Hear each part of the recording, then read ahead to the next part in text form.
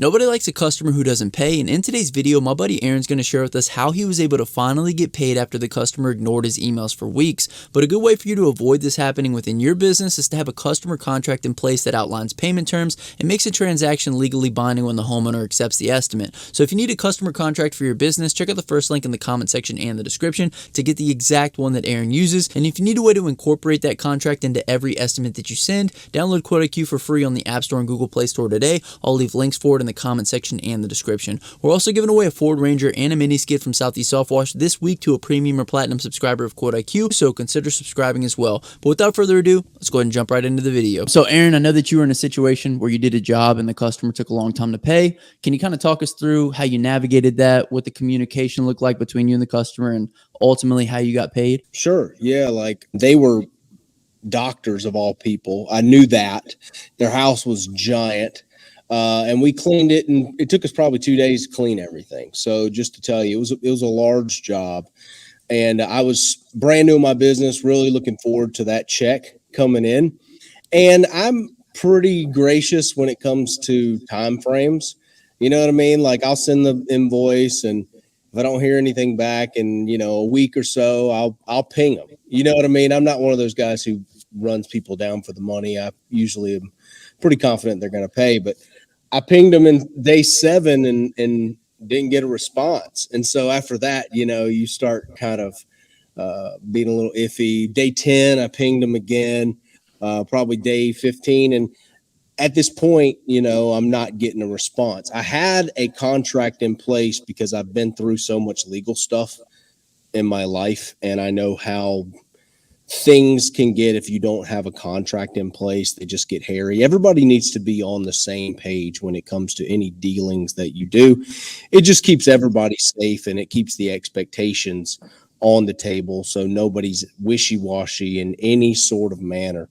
And I had them sign the contract basically with the contract that I had designed.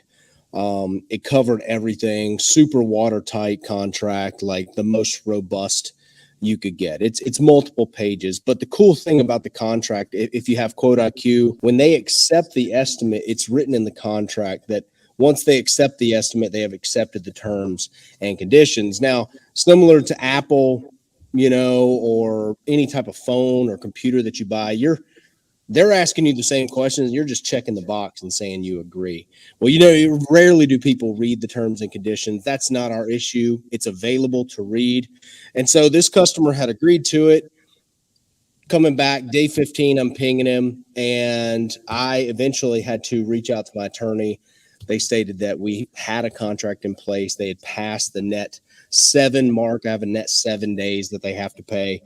And eventually my attorney just sent them a letter, said, hey, if you don't pay within 7 more days, we're going to proceed with legal action. And I got a check in the mail probably, 5 days later. And I didn't pay anything for that.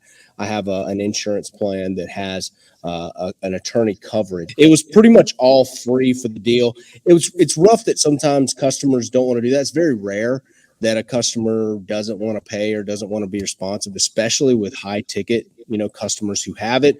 But I'm just very grateful that I had the contract in place for my attorney to refer back to, and there was no problem collecting after that. Now, Aaron, would you say had you not had that contract in place, it kind of would have made maybe the transaction a little bit more illegitimate? Or, do you think the contract was kind of what made it legally binding? For sure, because they've never agreed to anything, and then they could stipulate, they could, argue with you and say, hey, we didn't agree to have this service or this service. And that's like half of the bill.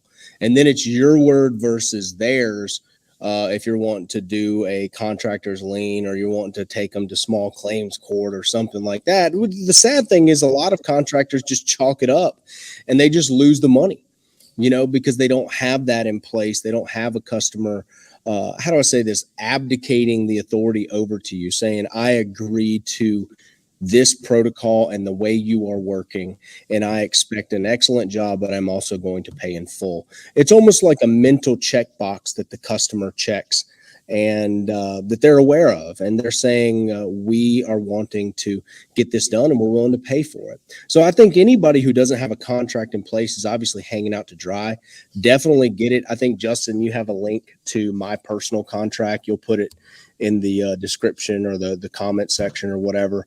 But grab it. It's watertight. It's got stuff in there that you've never even thought about in your business. Truly, I've had guys get this, and we have stuff because my brother and I have been in the business for over 5 years each, so 10 years collectively, and we've just walked property sites and said, oh, look at that, put that on there, even stuff down to like dog poop, left in the yard. And these are things that are in the contract. Obviously, you don't have to pursue them if you don't want to, but the customer is agreeing to them. So that gives you a leg up, and it obviously takes the customer and makes them abdicate all the authority over to you to be able to complete the job in a timely manner, but also get paid to do so. Excellent. Well, sweet, Aaron. Thank you so much for coming on and sharing this with us. Obviously, you guys get the contract. It'll be linked, the first link in the comment section description. Aaron, every guest that comes on the channel has to pick the word of the day. What would you like the word of the day to be? Contract. The word of the day is contract. If you made this far in the video, comment down below contract and I'll hashtag you're a real one. My name is Justin. This is Forever Self-Employed. Until next time, hustle hard and get that money, baby. Peace.